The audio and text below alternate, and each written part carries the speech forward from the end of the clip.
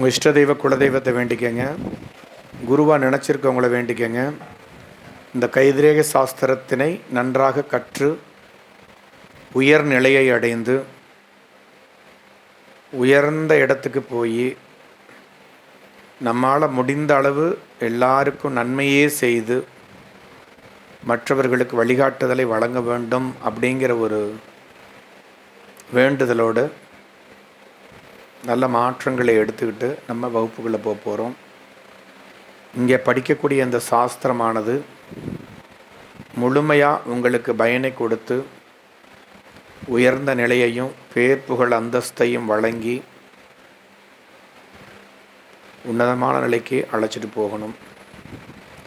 இறைவன் அனுகிரகத்தினாலையும் குருவருள் திருவருள் மூலமாகவும் அந்த நிலையை நீங்கள் பெறுவதற்கு இறைவனை பிரார்த்திக்கின்றோம். ரைட்.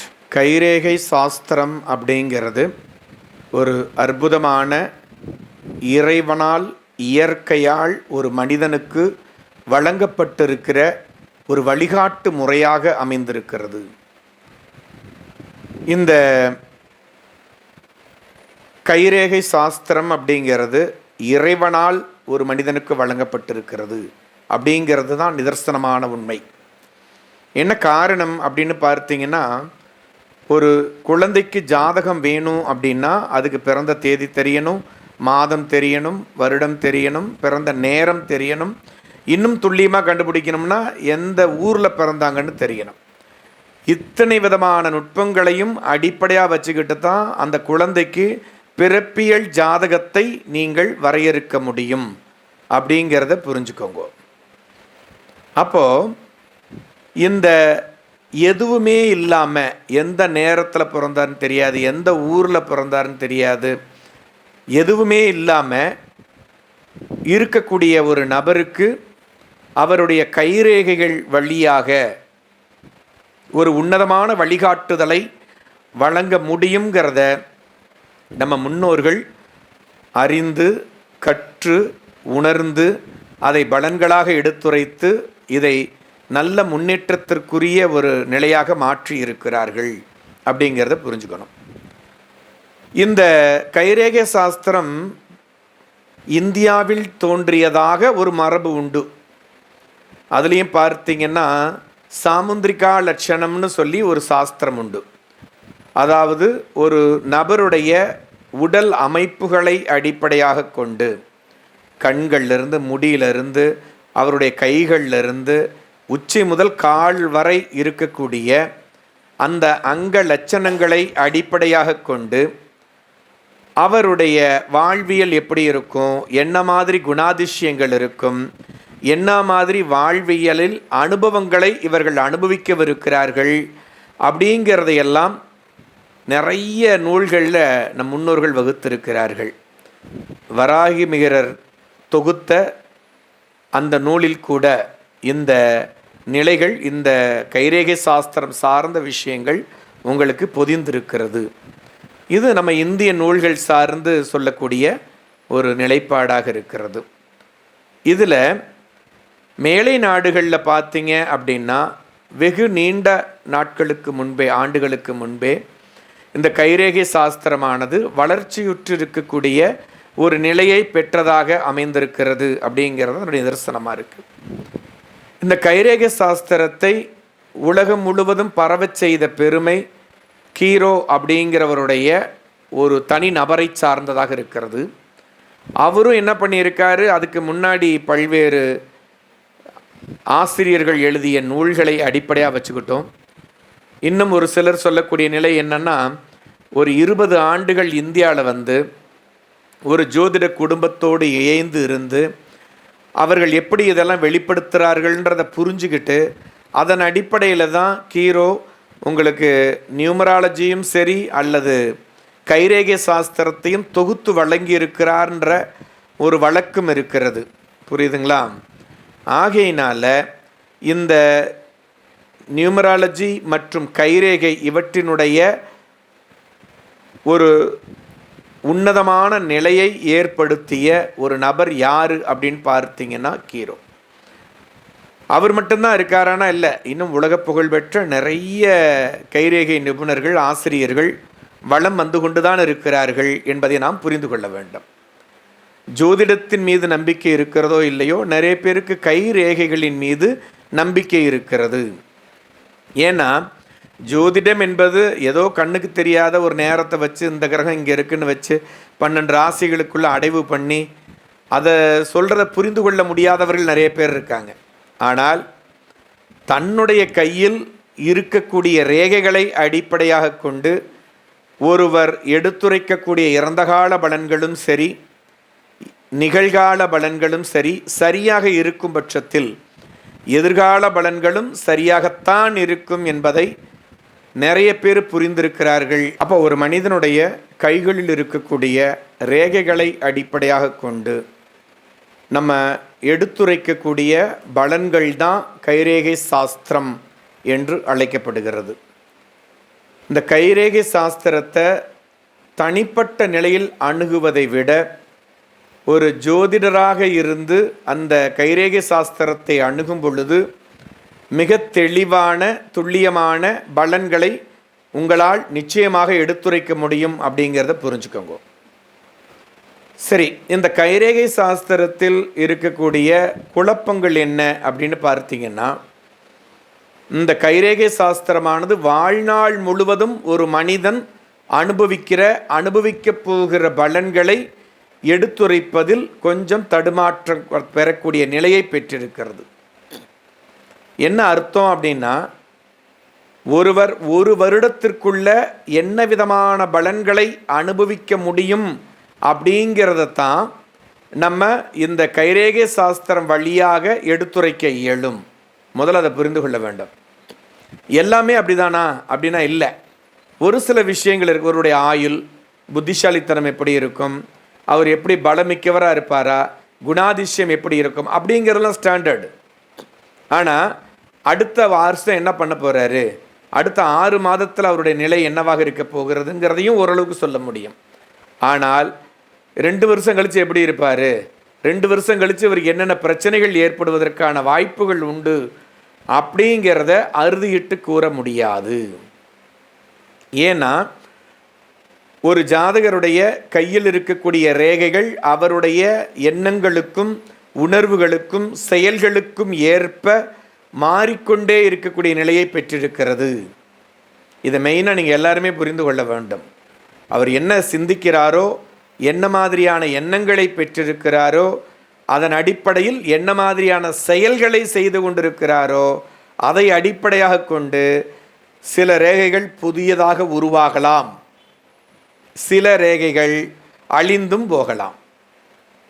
ஆனால் இதில் அடிப்படையான விஷயம் என்ன அப்படின்னு பார்த்தீங்கன்னா, ஒருவருடைய குணாதிசயம், எண்ணங்கள், செயல்கள் இவற்றை அடிப்படையாக வச்சுக்கிட்டு இந்த ப்ரெசண்ட்டில் நிகழ்காலத்தில் எந்த காரியத்தை சரியாக செய்தால் அவருடைய எதிர்காலம் நல்லா இருக்குங்கிறத யூகிக்க முடியும்.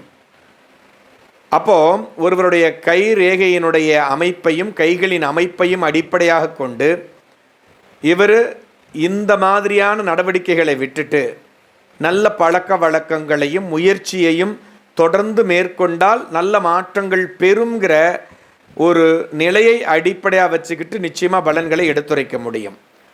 ஒருவர் இப்போ என்ன காரியம் செய்து கொண்டிருக்கிறாரோ அதனை அடிப்படையாக கொண்டு தான் அவருடைய எதிர்கால வாழ்க்கை அமையப்போகிறது அப்படிங்கிறது அதனுடைய தர்பரியம். இப்போ நிகழ்காலத்தில் நல்ல எண்ணங்களோடு நல்ல செயல்களோடு நல்ல ஒரு காரியத்தில் ஈடுபடும் பொழுது நிச்சயமாக எதிர்காலத்தில் அவர் நற்பலன்களை பெறுவார் அப்படிங்கிறது தான் இதனுடைய தர்பரியம். முதல்ல இதை புரிஞ்சுக்கணும். ஆனால் ஜோதிட சாஸ்திரத்தை எடுத்துக்கிட்டிங்கன்னா, ஒரு குழந்தையினுடைய ஜாதகத்தை நீங்கள் வழங்கும் பொழுதோ அல்லது பலன் கேட்கும் பொழுதோ அந்த ஜாதகத்தினுடைய தசா புத்தி அந்தரங்களை அடிப்படையாக கொண்டும் அந்த ஜாதகத்தினுடைய அமைப்பையும் கிரகங்களுடைய அமைப்பையும் அடிப்படையாக கொண்டும் அவர் பிறப்பு முதல் இறப்பு வரை அவருக்கு ஏற்படக்கூடிய நிகழ்வுகளையும் முன்னேற்றங்களையும் பின்னடைவுகளையும் இன்பங்களையும் துன்பங்களையும் மிக தெளிவாக எடுத்துரைக்க முடியுங்கிறத நீங்கள் புரிந்து கொள்ள வேண்டும். அப்போ கைரேகை சாஸ்திரம் என்பது, நீங்கள் ஒரு ஜோதிடராக இருக்கீங்க, சில பலன்களை சொல்கிறீங்க, அந்த பலன்கள் அந்த கைரேகையில் குறிகாட்டப்பட்டிருந்தால் நிச்சயமாக நீங்கள் சொல்லக்கூடிய பலன்கள் துல்லியமாக இருக்கும். சரிங்க ஐயா, எனக்கு ஜாதகம் தெரியாது, இல்லை ஜோதிடம் படிக்கலை, வெறும் கைரேகை மட்டும்தான் தெரியும்னா, உங்களுடைய அனுபவ ரீதியாகவும் உங்களுடைய ஆழ் மனதினுடைய சக்தியின் அடிப்படையிலும் அந்த ரேகைகளுடைய நகர்வை அடிப்படையாக கொண்டு அவருடைய குணாதிசயங்களையும் நடவடிக்கைகளையும் அடிப்படையாக கொண்டு அவருடைய வாழ்வியலை முன் வரையறுக்க முடியுங்கிறது தான் இந்த கைரேகை சாஸ்திரத்தினுடைய தர்பரியமாக இருக்கிறது. அப்போ நிச்சயமாக அதிலிருந்து நீங்கள் என்ன புரிஞ்சுக்கணும் அப்படின்னா, ஒரு சரியான கைரேகை நிபுணரை அணுகி அவரிடம் உங்களுடைய கையை காட்டி அதில் எந்தெந்த ரேகைகள் எப்படி இருக்குது, ஃப்யூச்சர் எப்படி இருக்குங்கிறத ஒவ்வொரு ஆண்டும் தெரிந்து கொண்டு வர வேண்டும். நீங்கள் இப்போ கைரேகை பார்த்துட்டீங்க, இப்போ ஜோதிடம் பார்க்குறீங்க, இந்த ஜாதகம் பார்த்துட்டேன், இப்படி சொல்லியிருக்காரு, இன்னும் 5 வருஷம் 10 வருஷம் கவலை இல்லை அப்படின்னு ஜாதக ரீதியாக நீங்கள் பலன்களை பகுப்பாய்வு செய்து கூறும் பொழுது அந்த நிலை இருக்கிறது. ஆனால் கைரேகை சாஸ்திரத்தின் அடிப்படையில் நீங்கள் பலன்களை எடுத்துரைக்க வேண்டுமானால் அட்லீஸ்ட் ஒரு வருடத்திற்கு ஒரு முறையேனும் நீங்கள் கைரேகை நிபுணரை அணுகி அவர்கிட்ட உங்கள் கையை கொடுத்து, இந்த வருடம் எனக்கு எப்படி இருக்குன்னு சொல்லுங்கள், என் எண்ணங்கள் எப்படி மாறி இருக்குது, செயல்கள் எப்படி மாறி இருக்குது, இதனால் எதிர்கால பலன்கள் என்னவாக மாறப்போகிறது அப்படிங்கிற ஒரு கேள்வியோடு நீங்கள் அணுகிக்கொண்டே இருக்க வேண்டும். ரெண்டாவது விஷயம் என்ன அப்படின்னா, ஒவ்வொரு முறையும் நீங்கள் புதிய புதிய கைரேகை நிபுணரை அணுகுவது அவ்வளவு உசிதமான நிலை அல்ல. ஏன்னா ஒரு கைரேகை நிபுணர் உங்கள் கையை பார்க்குறார், அதில் இருக்க ரேகைகளை வைத்து சில அனுமானமான பலன்களை வெளிப்படுத்துகிறார். அடுத்த தடவை போகும்போது அந்த கைரேகையினுடைய நினைவு அவருக்கு இருக்கும், இல்லைன்னா நீங்கள் ரெக்கார்ட் பண்ணி வச்சுக்கணும் அந்த ரேகைகளை. அதன் அடிப்படையில் நீங்கள் போன வருஷம் வந்திருக்கீங்க, உங்களுக்கு இந்தந்த பலன்கள் சொல்லியிருக்கோம், இது பாசிட்டிவாக இருக்கா நெகட்டிவாக இருக்கா, இந்த பலன்களில் கைரேகையின் ரீதியாக என்னென்ன மாற்றங்கள் நிகழப்போகுது அப்படிங்கிறத மிக எளிதாக அவர் என்ன பண்ண முடியும், ஸ்டடி பண்ணி உங்களுக்கு விளக்க முடியும். ஒவ்வொரு ஆண்டும் ஒவ்வொரு கைரேகை நிபுணர்கிட்ட போனீங்கன்னா அவர் உங்கள் ரேகையை ஸ்டடி பண்ணி முடிக்கிறதுக்கே டைம் எடுக்குமே ஒழிய அவங்களால என்ன பண்ண முடியாது, இந்த ரேகையினுடைய போக்கு எப்படி இருக்குது, செயல்கள் வளர்ச்சியை நோக்கி இருக்கிறதா வீழ்ச்சியை நோக்கி இருக்கிறதாங்கிறத ஐடென்டிஃபை பண்ண முடியாது. போன வருஷம் இப்படி இருந்துச்சு, இந்த வருஷம் இந்த முன்னேற்றத்தால் இந்த நல்ல மாற்றங்கள் இருக்குது, அடுத்த வருஷம் இந்த முன்னேற்றம் இருந்தால் இப்படி இருக்குங்கிறத ஒவ்வொரு முறையும் உங்கள் ரேகையை ஆராய்ச்சி பண்ணக்கூடிய நிபுணரால் மட்டுமே ஃபோர்காஸ்ட் பண்ண முடியும். ஆகையினால் ஒரு கைரேகை நிபுணரை உங்களுக்கு வச்சுக்கிட்டிங்கன்னா அவரை உங்கள் குடும்ப கைரேகை நிபுணராக வச்சுக்கணும். எப்போ பிரச்சனை இருக்குனாலும் எந்த குழப்பம் இருக்குனாலும் அவர்கிட்ட தான் காட்டணும். ஏன்னா அவருக்கு உங்கள் ரேகையினுடைய போக்கினுடைய அடிப்படை தெரியும் அப்படிங்கிறதையும் நீங்கள் புரிந்து கொள்ள வேண்டும். இப்படி இறைவன் கொடுத்த, இயற்கை கொடுத்த அற்புதமான வரம் இந்த கைரேகைகள். புரியுறதுங்களா? இதில் இன்னும் அற்புதமான மாற்றங்கள் இருக்குது. இந்த உலகத்தில் இரட்டை குழந்தைகள் பிறக்கிறார்கள் என்றால் ஒரு 10 நிமிடம் 15 நிமிடம் வேரியேஷனில் 2 குழந்தைங்க பிறந்தாங்கன்னா நீங்கள் பாரம்பரிய ஜோதிடத்தை அடிப்படையாக வச்சுக்கிட்டோ இல்லை மற்ற நிலைகளை அடிப்படையாக கொண்டோ ஆய்வுகள் மேற்கொள்ளும் பொழுது, ஜாதகங்கள் கணிக்கும் பொழுது 2 ஜாதகங்களும் ஒரே மாதிரி தான் இருக்கும். தசாபுத்தி அந்தரங்களில் மாத்திரம் ஒரு மாதம் 2 மாதம், ரொம்ப நேரம் அதிகமாக இருந்தால் 3 மாதம் இடைவெளி ஏற்படுவதற்கான சாத்தியக்கூறுகள் உண்டு, டிஃப்ரென்சஸ். மற்றபடி பார்த்திங்கன்னா 2 ஜாதகம் ஒரே மாதிரி தான் இருக்கும். அந்த ஜாதகத்தின் அடிப்படையில் பலன் உரைக்கும் பொழுது 2ம் ஒரே லக்னம், ஒரே மாதிரி ராசிகள், ஒரே நட்சத்திரம், ஒரே மாதிரி ஜாதகம் அப்படிங்கும்போது 2 பேருக்கும் மாறுபட்ட பலன்களை ஒரு ஜோதிடரால் விளக்கி பலன் கூற முடியாது. அவர் என்ன சொல்லுவார், 2 பேருக்கு ஒரே மாதிரி தான் இருக்குது, ஒரே நிலைகள் தான் இருக்கும், ஒரே மாதிரி தான் நடக்கும்னு சொல்கிறார். ஆனால் வாழ்வியலில் உண்மைத்துவத்தை அடிப்படையாக வச்சுக்கிட்டு ஆராய்ச்சி பண்ணும் பொழுது ஒரு இரட்டை குழந்தைகளாக பிறக்கக்கூடிய குழந்தைகள் ஒன்றுக்கு திருமணம் முன்னாடியே முடிஞ்சிருது, அடுத்ததுக்கு திருமணம் லேட் ஆகுது, குழந்தை பாக்கியத்தில் ஒன்றுக்கு பிரச்சனை இருக்குது, இன்னொன்று குழந்தைகள் நிறையா இருக்குது, ஒரு டிபார்ட்மெண்ட்டில் வேலை பார்க்குறார், இன்னொருத்தர் இன்னொரு டிபார்ட்மெண்ட்டில் வேலை பார்க்குறார். ஒருத்தருடைய உணவு முறைகள் விருப்பு முறைகள் வேறா இருக்குது, இன்னொருத்தருடைய உணவு முறைகள் விருப்பு வெறுப்பு முறைகள் வேறா இருக்குது. ஆனால் ஜாதகம் ஒரே மாதிரி இருக்குது. அப்போது இவற்றையெல்லாம் நாம் ஆய்வு செய்து பார்க்கும் பொழுது 2 இரட்டை குழந்தைகளோ அல்லது ஒரே நேரத்தில் பிறக்கிற 2 குழந்தைகளுக்கு ஒரே மாதிரியான ஜாதகத்தின் அடிப்படையில் பலனுரைக்கும் பொழுது நிறைய என்ன ஏற்படுது, மாற்றங்களும் தவறான முடிவுகளும் ஏற்படுகிறது இல்லைங்களா?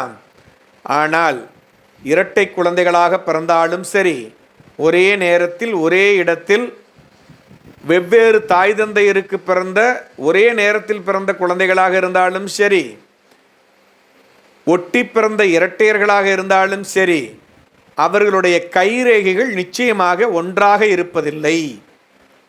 ஒவ்வொருவருடைய கைரேகையும் வெவ்வேறாகத்தான் இருக்கிறது. இந்த உலகில் இருக்கக்கூடிய எல்லா நபர்களையும் எடுத்து ஆய்வு பண்ணினாலும் ஒவ்வொருத்தருடைய கைரேகையுமே வெவ்வேறாக இருக்கிறது என்பதை நீங்கள் புரிந்து கொள்ள வேண்டும். அப்போ இரட்டை குழந்தையாக இருந்தாலும் சரி, ஒரே நேரத்தில் ஒரே ஊரில் பிறந்த குழந்தைகளாக இருந்தாலும் சரி, ஏன்னா ஜாதகம் ஒன்றா இருக்கும், அவங்களுக்கு வித்தியாசத்தை காண முடியாது. ஆனால் கைரேகையின் அடிப்படையில் நிச்சயமாக அவங்களுடைய வாழ்வியலில் குணாதிசயங்களில் ஏற்படக்கூடிய மாற்றங்களை மிக எளிமையாக பலன்களாக எடுத்துரைக்க முடியும் அப்படிங்கிறத நீங்கள் புரிந்து கொள்ள வேண்டும். அப்போ எந்த அளவிற்கு இயற்கை நமக்கு இந்த கைரேகை சாஸ்திரத்தின் மூலமாக வரமளித்திருக்கிறதுங்கிறது புரிந்து கொள்ள வேண்டும். புரியுதுங்களா? அதே நேரத்தில் இந்த கைரேகை சாஸ்திரத்தின் அடிப்படையில் நாம் எடுத்துரைக்கக்கூடிய பலன்கள் நிச்சயமாக மிகவும் துல்லியமானதாக அமைந்திருக்கிறது என்பதையும் நீங்கள் நிச்சயமாக புரிந்து கொள்ள வேண்டும். இன்னொரு விஷயம், ஐயா ஒருத்தருக்கு கையில் ஏதோ ஒன்று ஊற்றிருச்சு, நெருப்பட்டுருச்சு. அப்போ அந்த தோல் வெந்து போயிடும் இல்லையா? அந்த தோல் உளிந்த உடனேயும் கூட, தோலெல்லாம் வெந்து போன பின்னாடியும் கூட அவருக்கு அந்த கையில் என்ன உருவாகும்? கை ரேகைகள் நிச்சயமாக உருவாகும். அப்போ மேலே உள்ள ஸ்கின் ரிமூவ் ஆகிட்டா கூட உள்ள அவங்களுடைய கைரேகைகள் நிச்சயமாக உருவாகி அது நகர ஆரம்பிக்கும். அதனால் ஐயோ கைரேகை அழிஞ்சு போச்சு எப்படி பார்க்குறதுலாம் கவலை தேவையில்லை. ஒரே ஒரு பிரச்சனை என்ன, கைகளே இல்லை என்றால் கைரேகைகளை பார்க்க முடியாது, அவ்வளோதான் வித்தியாசம். கையில் பிரச்சனைகள் இருக்குது, புண்ணு வந்துருச்சு, இல்லை சில ரேகைகள் இருக்க இடத்துல இந்த தோல் உளிஞ்சிருச்சு அப்படின்னாலும் நிச்சயமாக கொஞ்ச காலத்திற்கு அப்புறம் பார்த்தீங்கன்னா அந்த இடத்துல ரேகைகள் வர ஆரம்பிக்கும். புரியுதுங்களா? இதை நீங்கள் புரிந்து கொள்ள வேண்டும். மூன்றாவது விஷயம் என்ன அப்படின்னு பார்த்தீங்கன்னா, இந்த கை ரேகைகளுக்கும் கையுக்கும் மூளைக்கும் ஒரு தொடர்பு உண்டு. எப்படியெல்லாம் மூளை வேலை செய்கிறதோ, உள்ளுணர்வு வேலை செய்கிறதோ, அதை அடிப்படையாக கொண்டு உங்கள் கைகளில் ரேகைகள் அமைகிறது. நல்லா புரிஞ்சுக்கணும். உங்கள் மூளையினுடைய நிலைக்கும் உங்கள் கைரேகையினுடைய அமைப்பிற்கும் தொடர்பு உண்டு. நீங்கள் என்ன நினைக்கிறீங்க, என்ன சிந்திக்கிறீங்க, மற்றவங்கள்ட்ட சொல்கிறீங்களா இல்லையாங்கிறத தாண்டி உங்களுடைய உணர்வு நிலைகள் மாறும் பொழுது, மூளையினுடைய ஃபங்க்ஷனாலிட்டி மாறும் பொழுது சிந்திக்கும் நிலை மாறுகிறது. சிந்திக்கும் நிலை மாறும் பொழுது செயல்கள் மாறுகிறது. இதெல்லாம் மாறப்போகுதுங்கிறத உங்கள் கைரேகைகள் மூலமாக மிக தெளிவாக கண்டறிய முடியும். எப்போ உங்கள் மூளையில் மாற்றம் ஏற்படுகிறதோ அப்போவே ரேகைகள் உருவாக ஆரம்பிச்சிடும். அந்த அளவிற்கு கை ரேகைகளுக்கும் கைக்கும் மூளைக்கும் தொடர்பு உண்டு. என்ன மூளை சிந்திக்கிறதோ, என்ன மூளை கட்டளை இடுகிறதோ, அடுத்த க்ஷணம் இந்த கைகள் அதை ஏற்றுக்கொண்டு அந்த மூளை சொல்கிறதுலேருந்து 1% கூட மாற்றம் இல்லாமல் அந்த வேலையை செய்து முடிக்கக்கூடியதாக இருக்கிறது. இதை எப்படி சொல்லணும்னா, நிறைய நர்வஸ் சிஸ்டம் நம்ம கண்ட்ரோலில் இல்லை. அது தெரியுமா உங்களுக்கு? என்ன நர்வஸ் சிஸ்டம்? ஒரு இதயம் துடிக்கிறது, என்ன கொஞ்சம் நேரம் துடிக்காமல் இருங்கண்ணே, நான் வேறு வேலையை பார்த்துட்டு வரேன்னு செய்ய முடியுமா? அது இதயம் துடிச்சிக்கிட்டே தான் இருக்கும். டைஜஷன் சிஸ்டம், நீங்கள் சாப்பாடு போட்டிங்க, ஒரு 1/2 மணி நேரம் கொஞ்சம் செரிக்காமல் இருங்க, நான் இன்னொரு சாப்பாடு சாப்பிட்டுக்கிறேன் அப்புறம் செரிச்சுங்கன்னு சொல்ல முடியாது. அதே மாதிரி ரெஸ்பிரேட்டரி சிஸ்டம், மூச்சு குழாய்கள், அந்த மூச்சு மண்டலம், அதை கொஞ்ச நேரம் அமைதியாக இருங்க, இந்த நேரம் கொஞ்சம் ஆக்சிஜன் எடுத்துக்கங்க, அப்புறமே கார்பன் டை ஆக்சைடை வெளியே விடுங்கன்னு சொல்ல முடியாது. இதெல்லாம் நம்ம கண்ட்ரோலில் இல்லாமல் மூளை டைரக்டாக இன்வால்வ் ஆகக்கூடிய உறுப்புகள், அது சார்ந்த நிலைகள். புரியுதுங்களா? அதுபோல் இந்த கைகளில் இருக்கக்கூடிய ரேகைகள் நம்ம உணர்வை தாண்டி மூளைக்கும் கைகளுக்குமான ஒரு நுட்பமான தொடர்பை வெளிப்படுத்துகிறதுன்னு புரிஞ்சுக்கணும். புரியுறதா? அப்போ அந்த நுட்பமான தொடர்பின் அடிப்படையில் தான் உங்கள் மனசுக்கே தெரியாமல் உங்கள் சப்கான்சியஸ் மைண்டில் சில மாற்றங்கள் ஏற்படும் பொழுதே மூளையில் மாற்றங்கள் ஏற்படுகிறது. அந்த மூளையில் மாற்றம் வந்துட்டாலே உங்களுக்கு ஆட்டோமேட்டிக்காக உங்கள் கைரேகைகளில் மாற்றம் வந்து விடுகிறது. அப்போ எந்த அளவிற்கு நுட்பமாக ஒரு தொடர்பை கைரேகைகளும் மூளையும் ஆழ் மனதும் பெற்றிருக்கிறது அப்படிங்கிறத நீங்கள் புரிந்து கொள்ள வேண்டும். புரியுதுங்களா? அப்போது இந்த மனம் சார்ந்த நிலைகளை பற்றியும் அந்த மனம் ஏன் சிந்திக்குதுன்ற நிலைகளை பற்றியும் தெளிவாக கற்றுணரும் பொழுதுதான் இந்த தொடர்புகளை உங்களால் விளங்கி கொள்ள முடியும். அவ்வளவு அற்புதமான பிணைப்பை ஏற்படுத்தி இருக்கக்கூடியது தான் கைரேகை சாஸ்திரம். புரியுதுங்களா? இந்த கைரேகை சாஸ்திரமானது மிக அற்புதமானது. இறைவனும் இயற்கையும் கொடுத்த வரங்கள். ஒரு மனிதன் தன்னை எப்படி மாற்றிக்கொண்டால் நல்ல உயர்வை அடைய முடியும், நிலையை அடைய முடியும், எந்த மாதிரி செய்தால் கீழ்நிலையை அடைய முடியும், பின்னடைவுகளை அடைய முடியுங்கிறத அவங்க கைகளிலேயே அவர்கள் அறிந்து கொள்ளலாம். புரியுதுங்களா? அதனால தான் நிறைய பேர் ஒரு மனிதருடைய வாழ்வியலுடைய வெற்றிக்கும் தாழ்வுக்கும் அவருடைய கைகளை மட்டும்தான் நம்பி இருக்கிறார்கள். புரியுதுங்களா? அந்த அளவிற்கு மிக அற்புதமான மாற்றங்களை கொண்டது இந்த கைரேகை சாஸ்திரம். இந்த சாஸ்திரத்தை நுட்பமாகவும் நிறைய கர்மா சார்ந்த நிலைகளையும் மனம் சார்ந்த நிலைகளையும் நன்றாக புரிந்து கொண்டு அதன் அடிப்படையில் இந்த சாஸ்திரத்தை நீங்கள் கற்கும் பொழுது நிச்சயமாக அந்த ஒரு ஆழத்தை புரிந்து கொள்ள முடியும். உங்களுடைய பகுப்பாய்வுங்கிறதே கூட ரொம்ப டெப்த்தாக வரக்கூடிய பகுப்பாய்வாக நிச்சயமாக மாறும். ஆகையினால எந்த அளவிற்கு இந்த சாஸ்திரம் நமக்கு நல்ல நிலையை கொடுக்கிறது, ஒரு நுட்பத்தை வெளிப்படுத்துகிறதுங்கிறத நீங்கள் நிச்சயமாக புரிந்து கொள்ளுங்கள். புரியுதுங்களா? புரிஞ்சுக்கங்க. வாழ்த்துக்கள்.